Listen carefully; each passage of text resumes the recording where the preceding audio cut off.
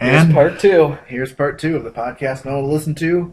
We haven't moved from this spot and this couch and this time period and in this dimension. Oh, we're about to jump on the roller coaster. Yeah. I'm a little scared actually because this big lug over here, the bum that refuses to leave my basement, it looks like he's actually moved to tears. And I'm not making this as a joke. I'm a little It's been a week. It's been a week. We're hitting the week. So I have not eaten. I can barely eat. I can barely sleep. Barely eat. You ate like 3/4 of a Gino's pizza. That's not me. That's nowhere near. That was it for the day. Shit. Oh, wait, for the day? Yeah. God blessed. Yeah. So he knows my eating habits. He knows that is minuscule. Let's get into the meat of. I'll set the audience up for what is actually going on. Then you can. No, we'll see. You can go in. The big emotional crap we'll save for the end. Right, but the deaths are at the end. So just to give you some context, RWBY Season 3, the cartoon produced by Rooster Teeth, animated by the late Monty which that's why Ren has had no speaking lines, is because he was his voice, and that is sad. Has ended on Valentine's Day of all days. At least for the general public. If we were sponsors or gave them money, we could have gotten it on Saturday the 13th. We could have had a very sad Valentine's Day. No, we had a very sad Valentine's Day because we got the guys over, had a good wank, had a good cry. What? No. Okay, maybe I had a good wank. I didn't wank. Ew. Dismemberment gets you off, apparently. And watched the Season 3 finale, which left a lot of people shocked. Oh, yeah. A lot of people are angry. A lot of people are sad. A lot of people are angry that other people are angry, even. Yeah. I'm one of those people. Yeah. Stop being angry, you son of a bitch. But how should we tackle this? Should we start from the beginning? We'll save the most emotional thing, the thing that's caused the ripple in the RWBY community, is Pyrrha's death. We'll save that for the end, because I won't make it through the rest of this if we talk about that first. Oh, boy. Okay. And when we get there, it'll mostly be me talking and crying. So let's start off with the good parts. We finally see our villain. We see our villain. We see the narrator of all people is the villain. Yep, Salem. As Salem. Who is, I was reading a couple things last night. She's probably based off of one, the Wicked Witch. Uh-huh. And then the other part is, I think it was Echidna? It was something from Greek mythology. Essentially the mother of all monsters. Some people have also speculated that she might actually be Winter. Some people would say that, but I'm like, no. Because if she's Winter, then there's someone who's even more corrupt than her. Like, there's an even bigger evil then. Right. It really only always bothers me just generally about the maidens just being people. It's like, one of these people's gonna be evil. Come on. In the whole history of you choosing these people, someone's gonna want to use it for evil. And I don't think that. I think Salem is probably something. I think she's probably existed since the beginning of Grimm. Yeah, she could. She could be the mother of all monsters. I think that's what she is. I think she's the mother of all monsters. I agree with that theory. And we see her at the very end.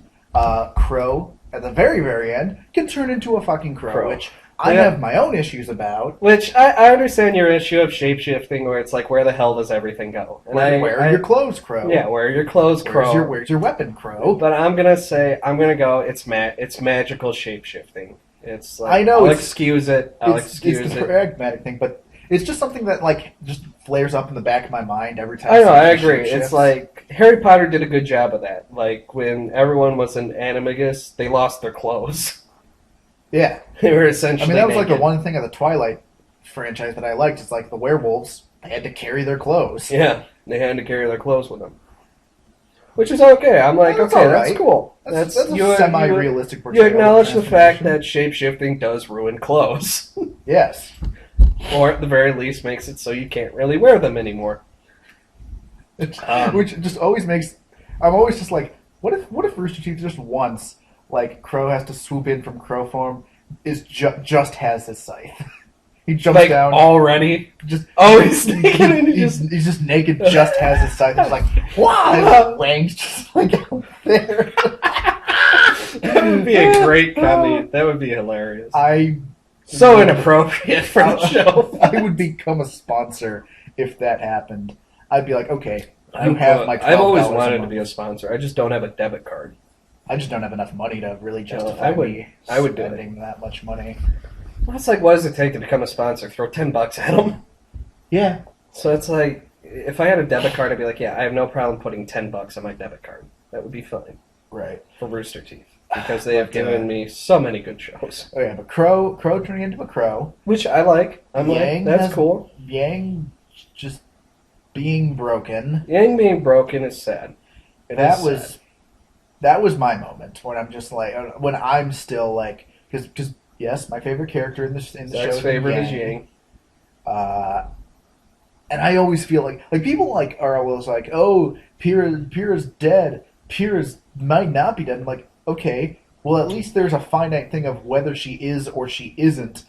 Yang is defeated. Yeah, she I is feel disarmed, traumatized. I won't say it's as traumatic with Pyrrha, but I will say, yeah, Yang is pretty much. Yang is like, yeah, it's sad. She lost an arm. She's defeated. The question is she going to rise from it?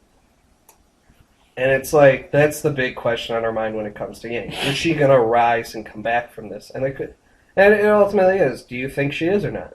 I think it could go one of two ways. One, she doesn't come back from it. She remains bitter.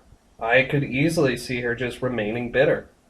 I can see that, but at the same time, I feel like the most logical thing, given her past and her fighting style and just everything that she is, that she's going to become like Arsenal from Young Justice. See, loner type. I could see that. I could see that she bitter becomes for a loner, vengeance. or she has mommy time, and mommy trains her how to be like a bitter dick. a bitter dick. Yeah, because even Crow's like, yeah, my sister's a bitch, and he's like, I can call that. I'm her brother. I'm her brother. She's a bitch. She's I know. a bitch. I can say that. Now she's your, I guess, mother. See, that was what. Don't talk to your mother like that. Don't talk to your mother like that. Hey, sis, you're a bitch. See, and then that raises something. You brought it up as a joke, like Crow passing Ty, and it's like, you brought it up as a joke, and it's like, Ty, you're not even a real dad. I'm like, what if that is the case? Oh, jeez. Like, Ty, like, what if it turned out Crow really is Ruby's dad? And, like, Yang and Ruby aren't sisters. Holy shit, dude. I know, right? Just that kind of swinging, like, wait, that makes my brain hurt. I know, right? It's just like, because then it's like, it's always weird to me, like, why is Ty, like, divorced from Raven and then married Summer? You know? I don't know. I know, right? It's like I always look at that and I'm like, okay, you married Raven. Raven's still alive, so why did you marry Summer?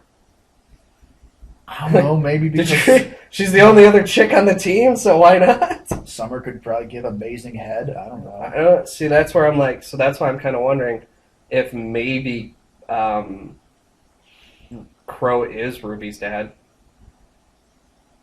It makes my brain hurt. I know, it's like, then it just makes weird. it like, okay, so Crow did it with Summer, but then Ty did it with Raven.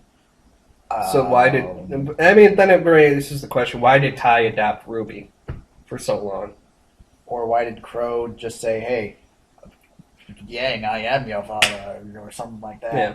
See, but then that's the thing, it's like, well, I mean, we could have it where Crow can't be like because Crow's like essentially a spy, where having like a daughter would probably put him in jeopardy, or put her in jeopardy.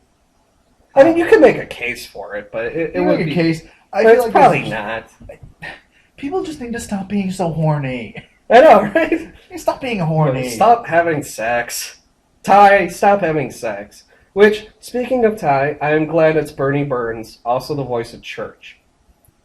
Who's Ty? Kind of makes you want to see him in action now. I know, it's like you want to see Ty do shit. You know what? For season 4... Oh my god, Ty is the Cowardly Lion. No. Yes. Maybe. Yes, he is. I don't know. He's the Cowardly Lion. Why? Because he's not fighting. We don't know why. Yeah, but he's not fighting. He's the only one who's like, I care about my family more than hunting. Well, So he's the Cowardly Lion. Well, by what thing? Well, I mean, Winter's not fighting. No, well, Winter's fighting. She's under Ironwood. The only person she fought is Crow, and kind of lost.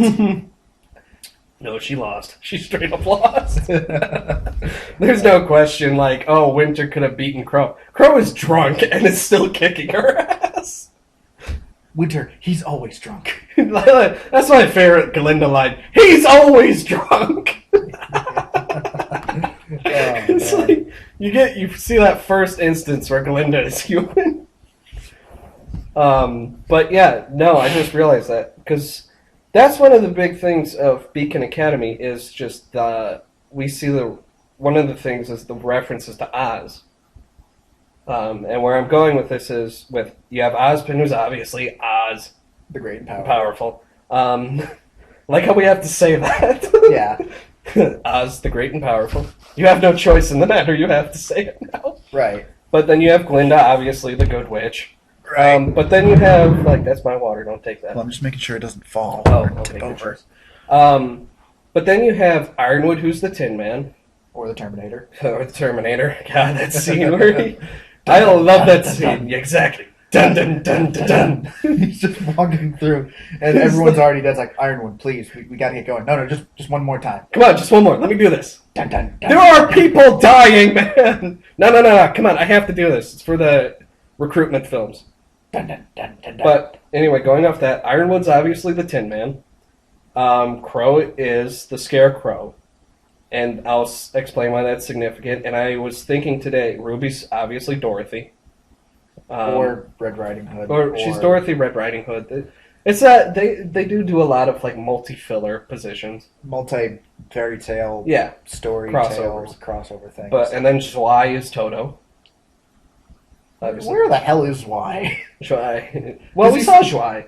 Well, yeah, it's like Yang is running with Zwei. Yeah, but he's sitting with Yang and Blake. Couldn't back Yang out. I don't know. Her arms. Why? I don't think Zwei can fight a sword. He was launched from a cannon the last season. That was amazing with Oobleck. But anyway, where I'm going with this Wizard of Oz thing is I just realized that Ty is the Cowardly Lion because I was trying to figure that out last night. But where I'm going with that is we have Ozpin's disappeared. Now, I'm going off of memory here, and I'm not 100% sure.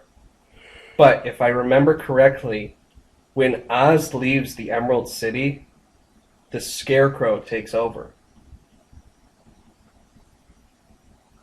I honestly have no idea if that's true or not. I know, I was thinking about it like last night. I'm like, why am I remembering that? And I'm like sitting here, I'm like, wait a minute, did that happen in the original Wizard of Oz? I have no idea. And I'm like, holy shit. Well, yeah, maybe, I don't know. It's like you have Oz... See, that's the thing. Do you think... I've heard one theory where Oz, since he has what's assumed to be time dilation powers... That he went to the future. That he went to the future to escape, which is hilarious. Then he's going to come back... Ruby, we got to do something about your kids, Ruby! One of them's marrying a Grimm. I don't know how, but they're doing it. He's going to come back with Doc Brown hair.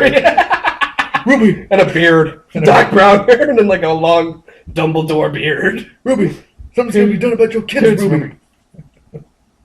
Oh, man. So, and we say, and the potential for that is Oz flat out makes a statement. The aura can become more like a person who can control their aura properly can become more powerful than like anything.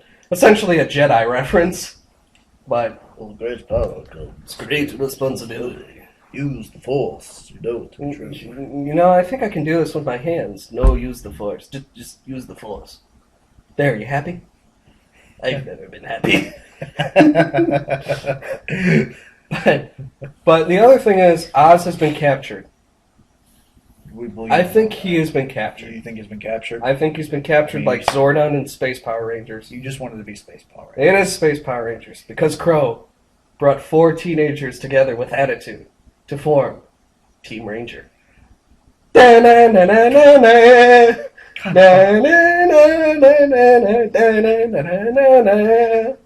fucking damn it, man. God fucking damn it. You son of a bitch. I have been holding that in for 1 week. That was your big joke. No, there's another one coming. That was your big... No, there's one even more sad coming. Oh, that was a groaner. 4 teenagers with attitude. 4 teenagers. I was going to say, Team RWBY doesn't have much attitude anymore. No. In fact... No, they're kind of depressed, and the fact that one of them can't talk now... See, that's a question for you. Would you be okay with someone who can mimic Monty voicing Ren? Yeah.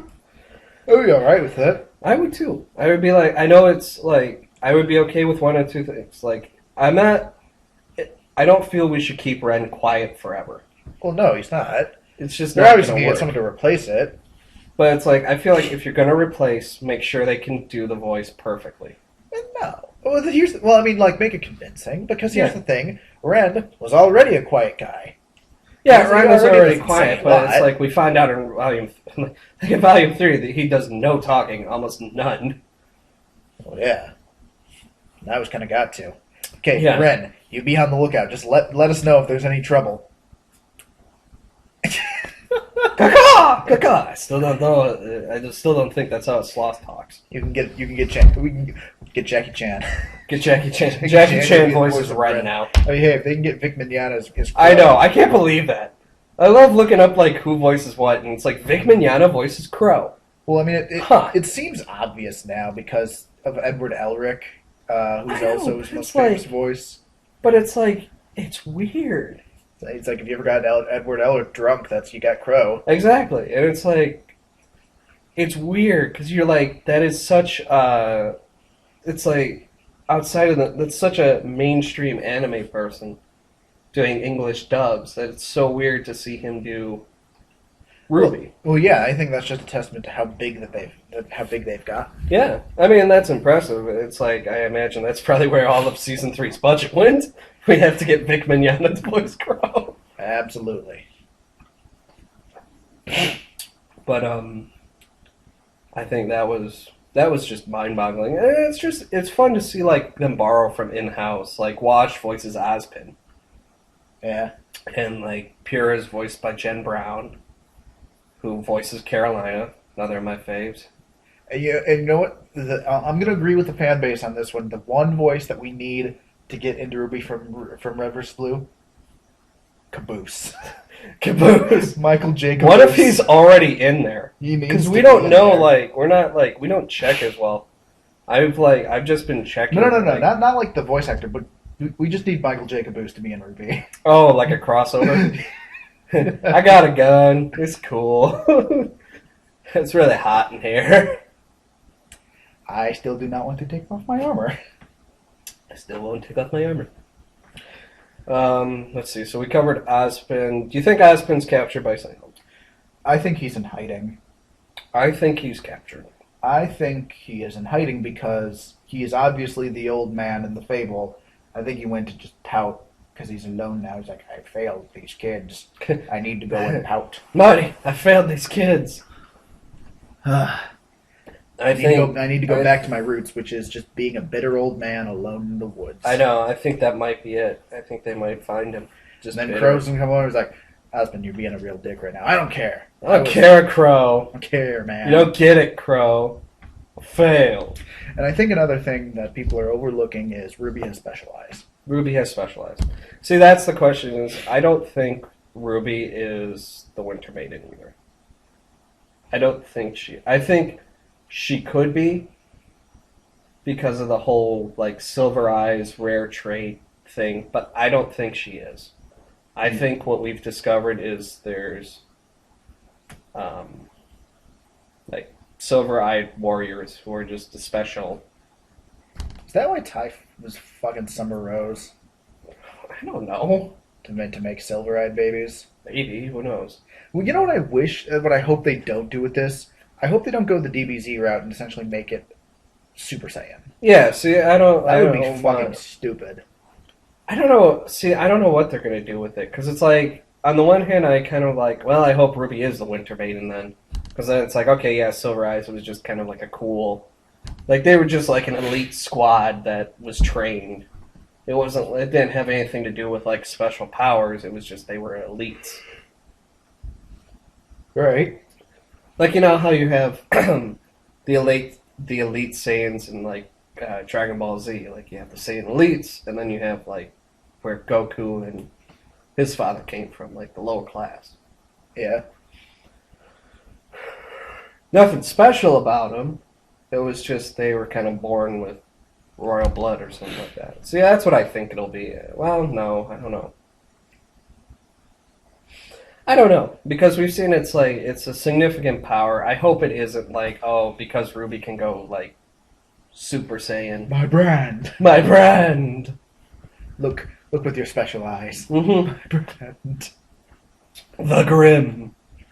Well, she froze a dragon in time. I don't know if you know this, but if you look, there is. It may be just a piece of wreckage, but on the clip where they're showing the dragon frozen on top of the tower, Yeah. there's a little, like. You think Cinder's frozen in time? No, I don't think Cinder's frozen, but it looks like there's a person frozen on top of the tower. Like Cinder. No, not Cinder. Well, who else would it be? I don't know. Well, That's spilled. there's your blue Heineken there. Yep, all spilled. I'll go. Good thing we grabbed toilet paper for later. For later. That wasn't the reason you wanted to bring it, but good thing you brought it. Yeah, I know, right? So the cushions smell like beer. I was gonna take some explaining for when Yeah. we have company over. It smells like beer. Have you been drinking down here, Zach? Yes, frequently. Okay. So, let's see, where were we? Talking about the Silver Eyes. I don't think it's gonna be like a. there's a Sharpie here Oh, too. cool. That's nice.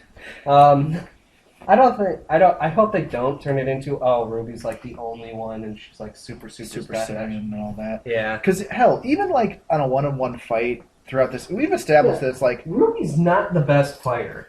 no, Like, not even close. Like, she's good, but she's not like. the best. No, not even close. The strongest physically is like Pyrrha or Yang, or like Right. the physically strongest fighters. Yeah. Pyrrha, Yang. Blake is shown to be like crafty. Well, Blake's like the rogue assassin. Yeah, so she's like, Wait, she's not a bad fighter, but she's shown to be Weiss like is, crafty and good. Weiss is the wizard. The wizard. She's a wizard. She's got powers because she's a wizard. I was thinking, hell, even Ren and Nora, like, Yeah, well, Nora's like Nora- essentially no, is a however strong she wants to be. Nora is just a one-woman wrecking machine with. Yeah, essentially. She's however strong she wants to be. I mean, she has a grenade launcher that is also a hammer. Pretty much. That is pretty friggin' awesome. Yeah. But I mean, it's always I always like the power balance in like action Yeah, shows like see, this. that's what I like about RWBY is there's no no one can really just become like all powerful. You have to train. Which I guess is why I don't like Dragon Ball Z as much as the next guy. No, Because- because it's like Just wait for Goku just wins. Yeah. But anyway, what were we before we spilled alcohol? Blue Heineken. Blue Heineken. Someone has to drink it. Not us, but someone. Not us, but someone. We talked about Wizard of the Oz, then we were talking about Salem, who she is. So, what do you think RWBY is? I think RWBY is just going to be. I don't know why. I don't know. Clearly, she's not supposed to be like some sort of chosen one. No, There's not not. at all. I don't think there's going to be a chosen one. Not at all. I don't think there's going to be the end all be all. Like she's the one who has to do it because it's pretty much been nailed on the head. It's like this is a team oriented. Yeah, it takes a team. village to take down the enemy. Mm-hmm. It takes united. Let's see. Maybe it's just going to be something that's special she can do. Yeah, we talked about Yang, which I would like. I would like that for her to be like her thing was just like, oh, cool. It's just a thing that she can do. That's like, Yang Super Saiyan Yang or Yeah, but we've already established RWBY has speed. It's speed, but it's like, oh, now she is like, oh, she's also like just good at stuff. Like I don't want it to be like her thing. I want it to be. I want it to be that it's not just her who can do that. You want other people to do it? Like I want others. Like I want it to be like it's. Because we remember Winter talking about emotions and how they can affect your aura. Yeah. Like, if you, like, use them to your... Like, because she flat out says to Weiss, use them to your advantage. Use them to power up your summons. And I'm wondering if that's just what... So if I'm really horny... No. I wonder if that's just what's happened with RWBY, is she's just... seeing another person die right in front of her has just overcharged her. Like, it overcharged her aura to there. Like, that's what happened. Just, it essentially freezes time on top of the tower. Like it's just an evolution of her semblance or something? Like it's a next level of her semblance. Super Saiyan semblance. Yeah, but I mean, like, if it's that way, then it's not like, oh, well, she's the only one who can do it. No, she's not the only one who can do it. The others have potential to reach even greater powers. With that line of thinking, which I really like, it would kind of make it so it's like, so that means Yang's semblance was just like the more the angrier she gets, it's just powerful. The more energy she absorbs, the more she essentially absorbs energy, like physical kinetic energy. Where Nora is actual electricity, Yang absorbs like physical blows. Right. The point I'm trying to get to is like, what if her evolution then is just essentially Kenpachi, just can swing a sword with two hands. Yeah, that kind of just. The more she gets hurt, the more just that she just doesn't go down. You know what I mean? I could see that.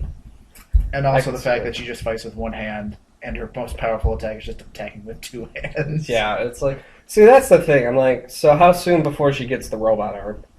She needs to get the robot arm. That's all I'm looking at. Like, either it regrows because of... I don't know what their medical technology... Obviously, they can keep a person who's mortally wounded alive for a prolonged period of time.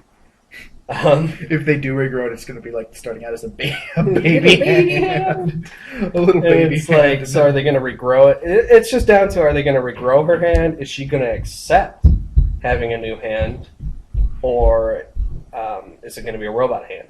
I feel like it would be okay with her accepting it being one-handed, except that doesn't really fit with her style of fighting. And also it also just makes it a glaring weakness to be exploited. Exactly.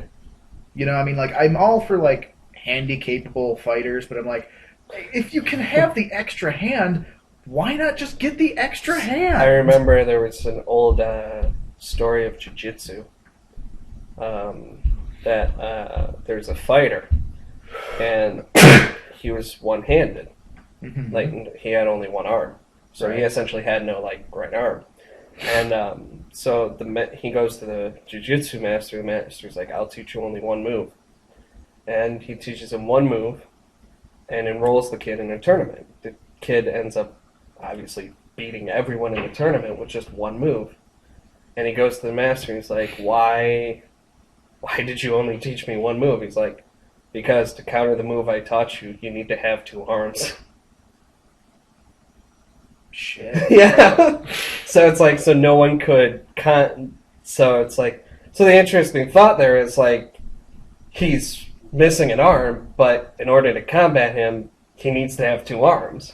So no one could stop him. Wait. So in that story, does every other person have 1 hand? No, every person in the story has 2 hands. So then, if they need 2 hands to counter, why don't they just counter it? They can't. Because to counter the throw, you need to have an arm here, and he didn't have the arm. So there's nothing for them to grab onto to counter the throw. So that's why he kept winning, because no one could counter him. That's cheating. You know, right? That's why he's like, that's why he goes to the master. He's like, why the hell did you only teach me 1 move? He's like, because no one can counter you, you idiot. Right. Now that's definitely a fable, but I think in this universe where it's like, you have Ironwood, it's like, okay, that's cool. You Terminator. You could teach them to fight with 1 hand, but on the other hand, why? It's like, see, why? You could have I mean, obviously the robot hand's just as strong as the other hand. Yeah, clearly. So I don't know there. I don't know what'll happen. See, like I said, we don't know the level of as far as the closest we know to medical technology is Amber. Clearly, the more immediate struggle that Yang is going to have to go through is the mental trauma that she went to. She's gone through it because she could bounce back fighting wise. Yeah, anytime. But it's more it's up in her mind. She's mentally abandoned. That's what's happened. She feels alone and isolated. And it's like, this is the first time I think Yang has suffered a severe loss. So it's like, so I think she has taken the heavy hit, and she's trying to recover, but it's just way too heavy. It's going to take way too much. It's going to be a long time before she's even up and moving. And I think even then, she's never going to be the same. She's always going to have that doubt, and she's going to always have trust issues. Mm-hmm. Which is why I think she's going to be like Arsenal from Young Justice, where she's just a loner. Who doesn't play well with the team. Exactly. I think we'll see that push where she tries to find Raven to just train her, in the hopes of just being able to survive on their own. There's so many fan arts of her writing a letter with 1 hand, just like, "Dear Adam, eat shit." Dear Adam, eat shit. Yeah, I just love that. See, and then that was an interesting one. I saw someone compare Adam not to the Beast, but to Gaston, because Blake is based on Belle. Ooh. Mm-hmm. So then, who's the Beast that she fucks? I know, that's the other question. So who's the Beast? I think it's Sun. I think it is Sun. The Monkey King. The Monkey King is the Beast. Wait, hold up. Is Adam a faunist? Yeah, Adam is. He's a bull. Oh, he's got. Oh, I don't see his horns. Are they? They're kind of blended in with his hair. They're red horns. They're blended in with his hair. That's the thing I just never noticed. I'm just like, okay, a couple things about Adam. 1, dude, you're creepy. Yeah, well, he's Gaston. He's great. 2, it's like, where's your animal parts? Yeah. No, he has. Yeah, they're the horns are blended in with his hair. If you look, you'll see him. 3, why the mask? It only covers your eyes. This is the thing about Incredibles that always bothers me too. Is it only covers your eyes. If you think anyone else could see this much and paste it together. I mean, if you were to take the mask off and go in a crowd, it's like, there's the guy. That's the asshole. That's him. That's the asshole who stabbed me. Yeah. So I don't. So there's a question. What's Blake doing? Being a cat. I don't. But it's what do you think she's doing? Is she running? I think while Yang might have abandonment issues with this, I think Blake has the abandoner issues of she's the always. And this was touched upon in season 2. It's I'm always running away, I'm always abandoning things. That's something you probably have to handle yourself, honey. You kind of have to, not do that. Yeah, I think it's. See, I hate that. I hate that. I have to run to protect the ones I love. I'm no. Stay so you can protect them, you idiot!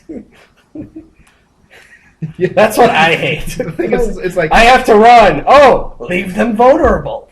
Right, idiot! Right, the thing about this And then it's like, okay, yes, he has a sword. You also have a sword, but that sword is also a gun. A gun. Who needs courage when you Have have a gun? gun.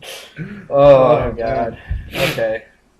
So that's I think that's everyone. Is there who are we missing? We hit that point, haven't we?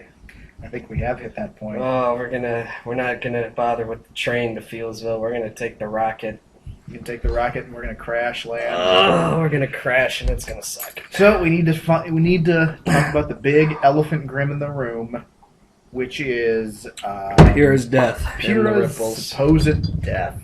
And I have the giant roll of toilet paper to deal with to deal with your tears that are going to come. There is no comedy left, just more sadness. So, how do you want to tackle this tough issue? I'm gonna talk. First, I'm gonna state. Since seeing this death, I haven't been eating at all, which, if you knew me and Zach does, he would say that is shocking. It is very shocking. First thing, whenever we get together, is where are we going to go to eat? Yeah. We're going to eat. Followed by me eating a whole, large pizza. Then I haven't been sleeping either, so that's also shocking. He is the laziest bastard. I am, yeah. You are a lazy bastard. Followed that by I was driving to work and I heard the RWBY soundtrack and I almost bawled in traffic, which was frightening, especially since I'm driving. Any minute, just swerve off the road. Let's see. So many of you know, obviously, Pyrrha dies at the end of Volume 3.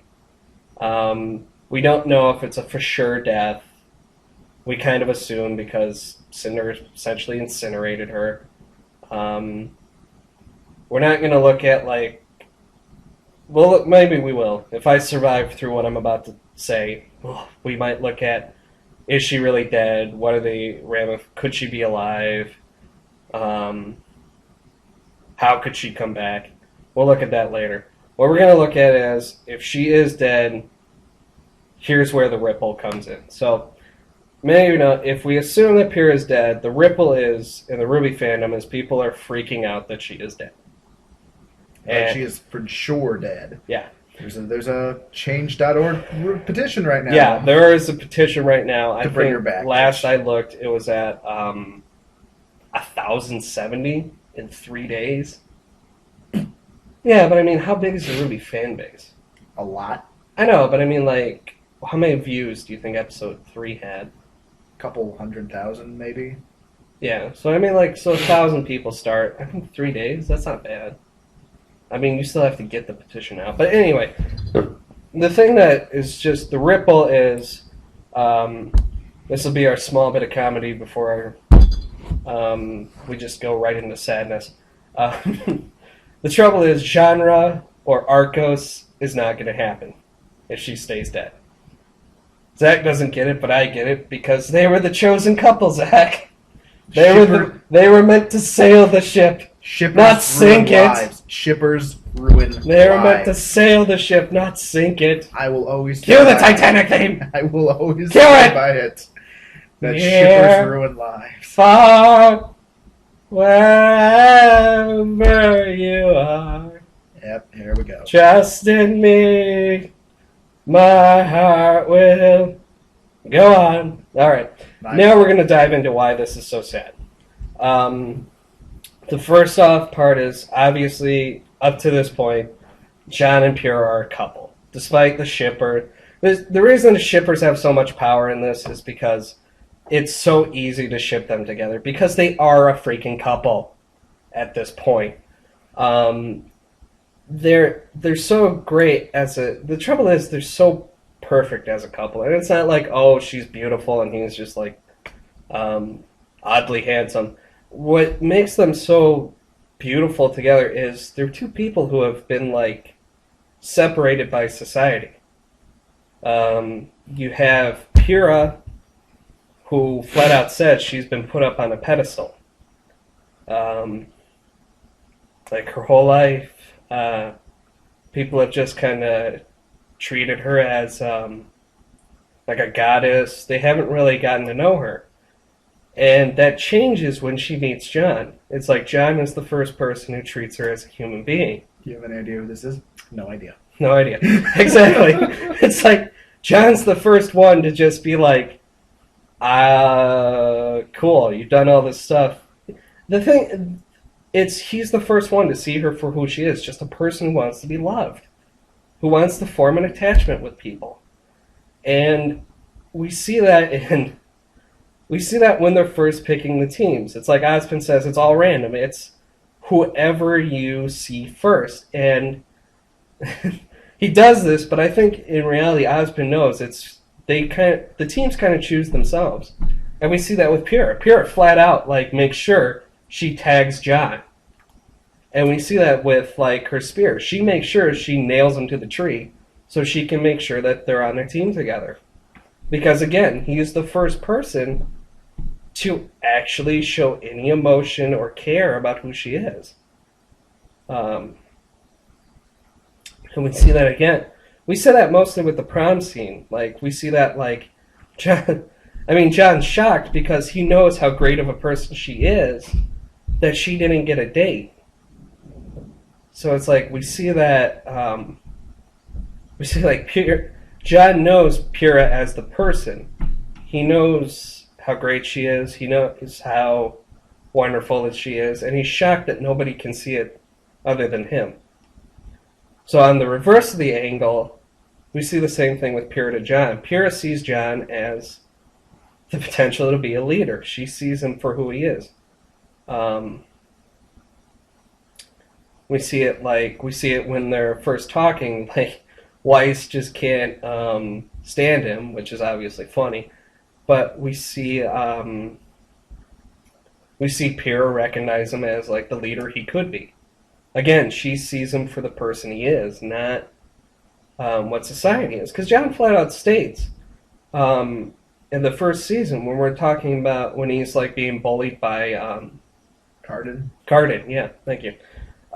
He flat out states he spent his whole life being the idiot, being the one who everyone mocks, being the one who just wants a chance. And yet is still oddly handsome. Still oddly handsome. There we go. And that's what he just wants that chance to prove himself, and that's what going to Beacon's been about. And Pyrrha sees that, and she sees how he can become that, and it's why they're so just perfect together. It's not we have these two characters, we want to ship them together. They're the perfect couple. They see each other as just two people who want to be loved. And with her death, that's just destroyed. It's we as the viewers wanted to see that.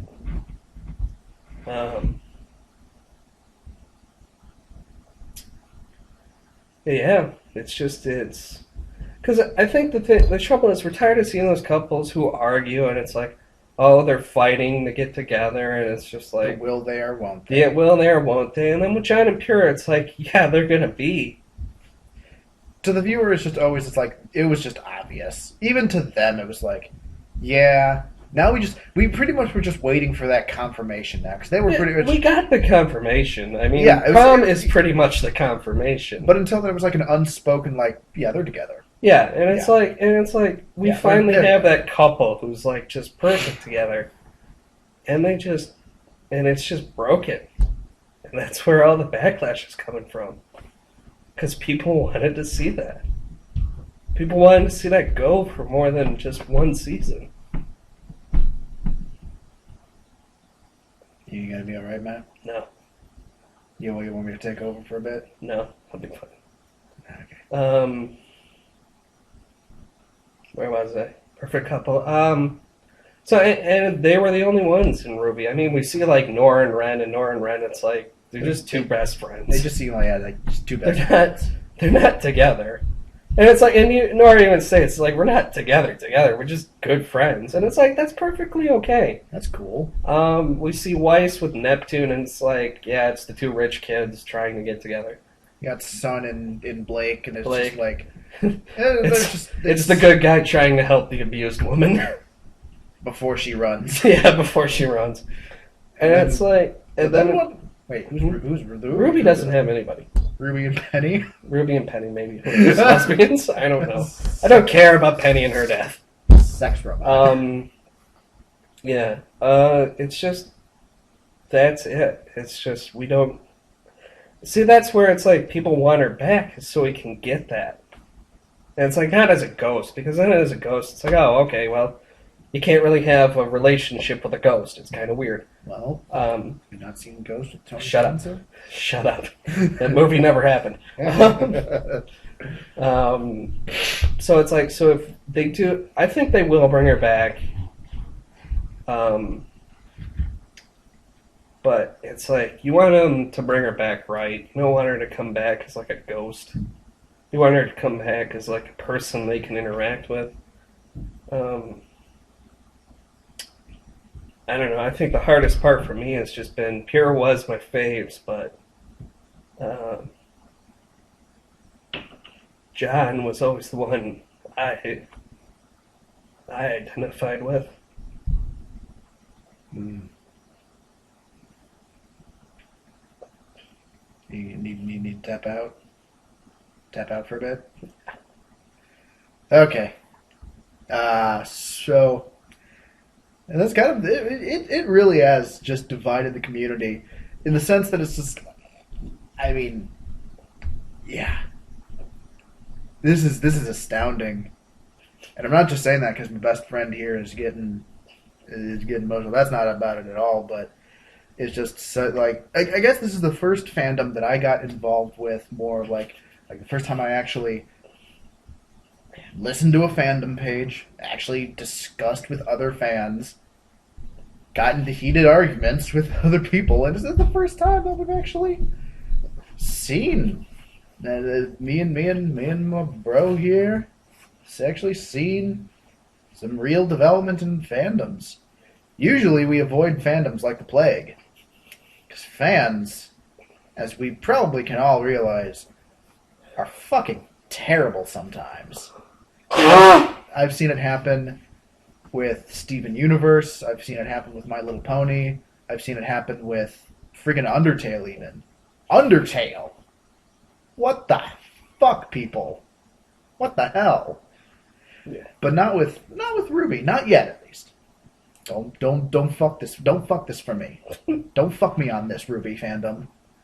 You're good so far.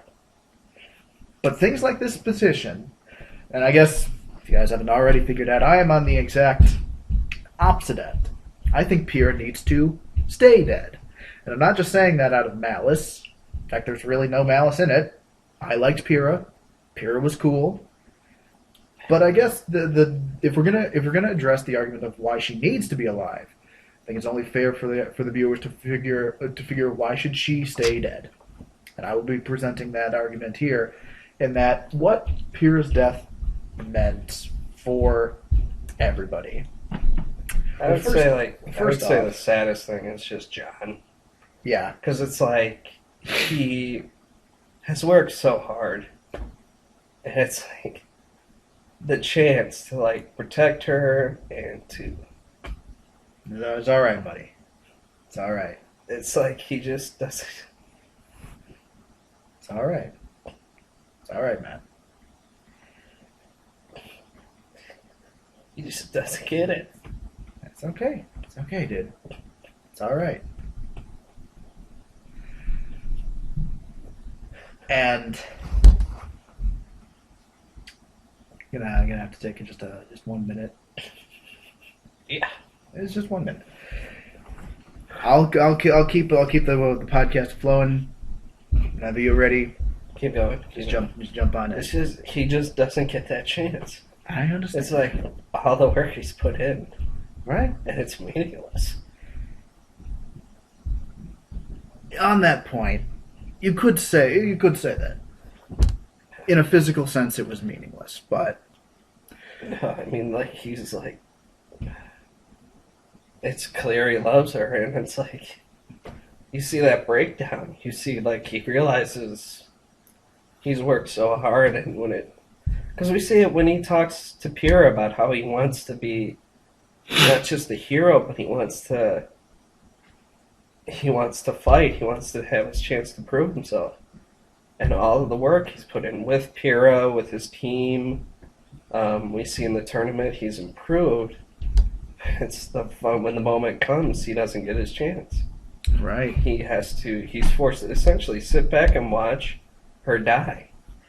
The person he cares about most, he gets to sit back and watch die. But think of it this way now, because up until this point, what we've seen with John and Pyrrha is that they've been together. Mm-hmm. Where with John's strongest moments, who was there?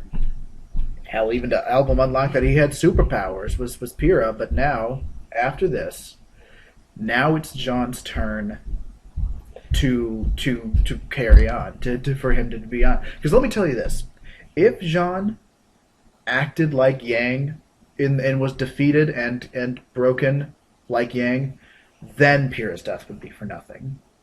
That's the moment when we'd be like, okay, now Pyrrha's sacrifice and death was truly Pyrrha's death is true to the character. Achilles knew he was going to die. But I'm saying the effect it would have on John, like what she represented, what she wanted John to be, was the leader, well, the one who to carry on and to kind of be this rally point. If Jean had failed afterwards, if he didn't approach RWBY with Team Juniper, the rest of Team Juniper, which I guess is now just Power Rangers. Junior Rangers. Ranger with Team Ranger, then it would really have been for naught. I think it's the trouble with the death is, like I said, the whole relationship thing. We finally got that perfect couple, and now we don't get it. And we wanted to see that. We wanted to just... We're tired of, tragedy strikes them and we don't get... We wanted to have at least a couple moments with them, and we didn't get it. Looking at it from a meta standpoint, no, I understand that would be death is tragic, and the death would be tragic. Propels the story. It does propel the story, but it sucks. It does suck, and I guess that sucks. That was the intent behind it. That's what happens. That's what's made the community so mad. It's because if she stays dead, it's like you strike when the iron is hot. Yeah, and it's like it's hurt people. It has hurt people. It's like they wanted that. They were just because that's the trope now. It's like, they form a couple and it never works out. And it's like we're finally seeing a couple who it is working out. They become stronger together, and then right. It was definitely something that. And that's what hurts, is to see that just ripped apart. I think it was probably. I think everybody kind of. It was an unspoken thing of, this is going to happen. It is, and it's like I'm not going to deny that. Her death was unfair for the character. I mean, it wasn't unfair. It wasn't even true. Caught by surprise. It was amazingly true to the character and the character she's based off of. Pyrrha is based off of Achilles. And it's like, in the Achilles story, Achilles goes to war knowing he's going to die. Right. But he still goes and fights no matter what. And it's like, I'm not going to deny that, she shouldn't have died, or she shouldn't have died in that way. That was beautiful. But what happens as repercussions because of it sucks. Right. And it just makes me commend Rooster Teeth even more. Because it was impressive for them to do that. It was impressive for them to do that. It's like, but now you have an entire fan base who wants just nothing but that to come back. Okay, well that's not an entire fan base, but you have a division now. You have a division of people who want her back, and those who want her to stay dead. And to be fair to Rooster Teeth, I think they could bring her back. I think they will actually bring her back. What I don't want to see would be the ghost trope. I hate that. So are you saying then, and I don't know if I should show you this, because this is a fan-made image. Go right ahead. Oh, the one with her and her arms around him? No, this. Whoa, what's this? Oh, that's freaky. Yeah. See, that's what I thought. See, that's what was going to be my next point was I don't want her to become a goat, and they've kind of set this up in the when we first see John and Pyrrha interact, and Pyrrha unlocks John's aura. Essentially, I think what they could do, and then what they probably will do, is Pyrrha is a ghost attached to John's aura because she's the one who unlocked it. Kind of like, or he could just be a little crazy. Yeah, or he could be crazy, one or the other. But what we could see is that she's attached to his aura because of that connection and her unlocking it for him. He's a little crazy, and then he gets a case of the not gaze. The case of the not gaze, but I don't want to see that because that's not what we want to see. We don't want to see a couple where one's a ghost and one's like, my God, that'll be so fucking awkward when he finds love with someone else. Oh my goodness. Yeah. No. Here's the thing. Just on a separate tangent, we're getting right back to it. That'll give me some more time to recover. Because Mr. Austin over here has just been introduced to Avatar: The Last Airbender. Oh yeah. And for viewers who know the story of Avatar: The Last Airbender, and particularly one of the side characters, Sokka, his tribulations with love are a lot like what happens with what Mr. Austin has said here. Oh God! When they get to the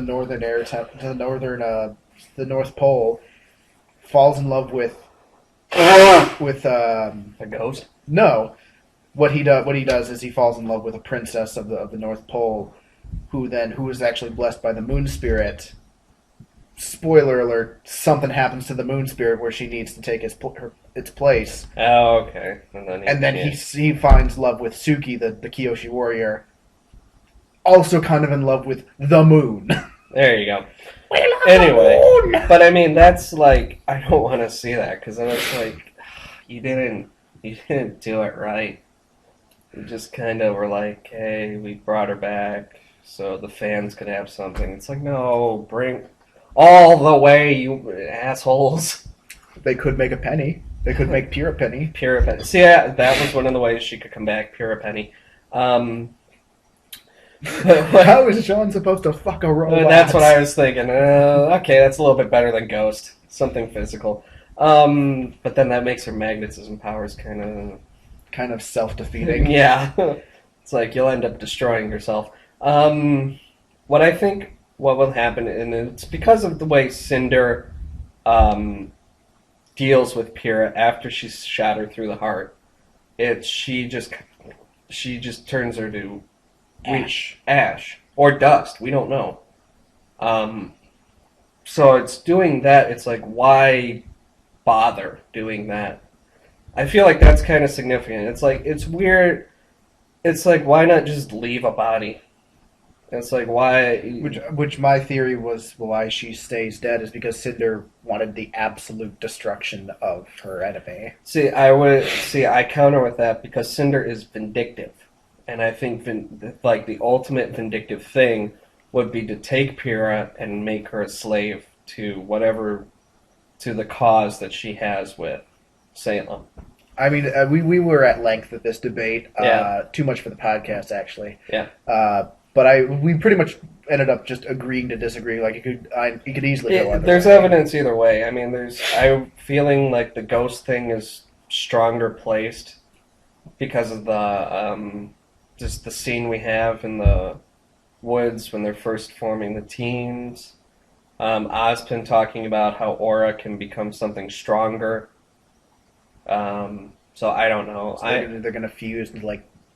Arcos is going to transfuse like a Stefani thing. Stefani, yeah. Or it's going to be both Pyrrha and I think it's like she'll like feed off of his aura and be able to fight with him, which again would just be kind of like that's like a Weiss summon essentially, similar to that. I think that'd be truly the tragic thing because it's like the woman you love is only in the ethereal. Exactly. So it's like that's what I feel like. I feel like you tear the people even more.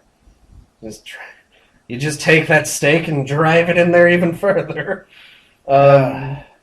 So, I think we've made our case. Well, there was the possibility of her being a slave. I think that would be the only alternative to why, or we could have. There's one theory like John has essentially super healing powers.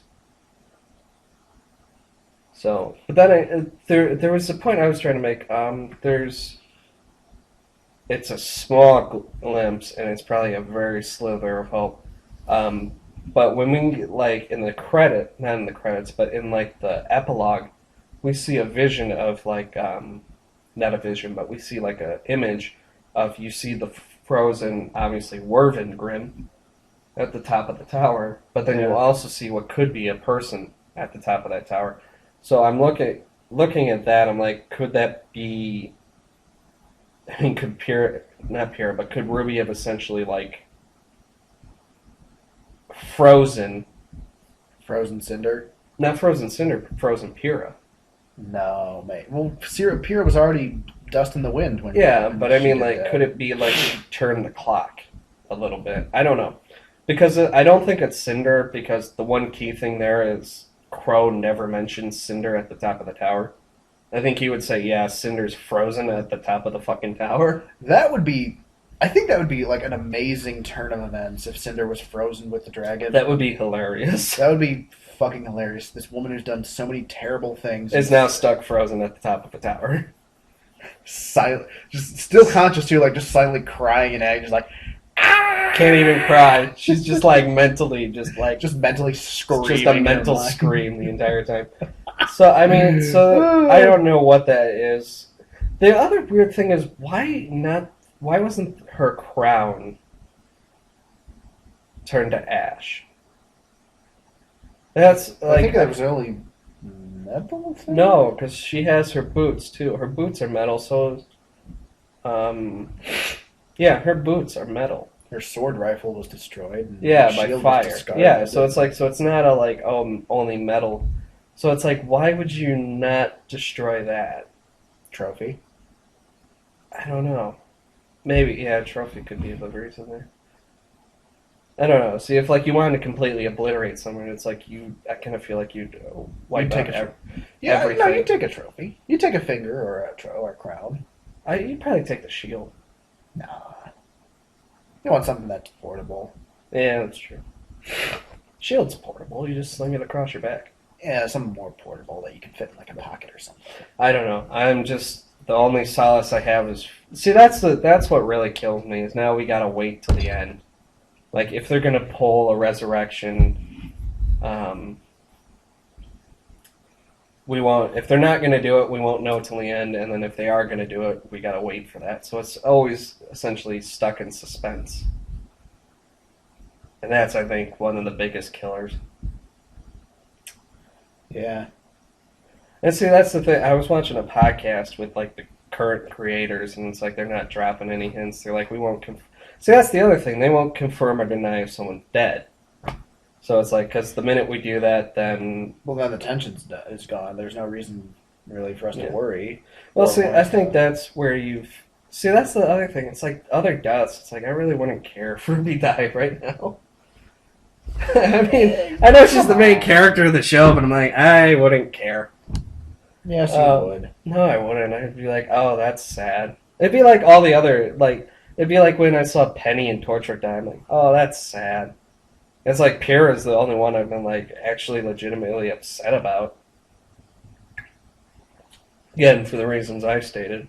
No, someone made another thing right there. What? Bam. The RWBY fan page is terrible. Oh yeah.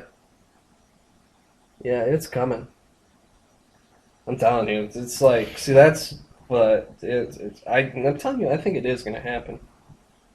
Like, I think we are going to see she's enslaved.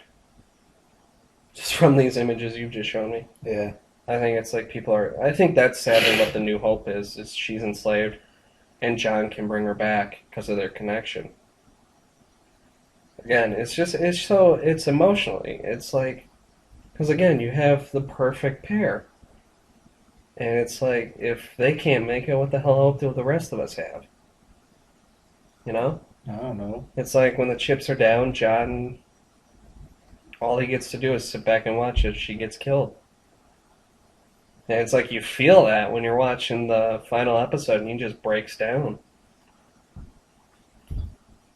Would you if you? I know, and it's you like, couldn't get laid but it's anymore? like I'm like, I gotta admit, with the RWBY fan, like the RWBY, like they really brought us characters we cared about. And it's not like, and it's like, well, it's opened the floodgates for more deaths, but it's like I don't think they'll do like an Attack on Titan where the character's getting offed every episode. At Or least Game of Thrones, where characters getting offed every episode. every other episode, yeah. Yeah. Well, is there any more you want to add?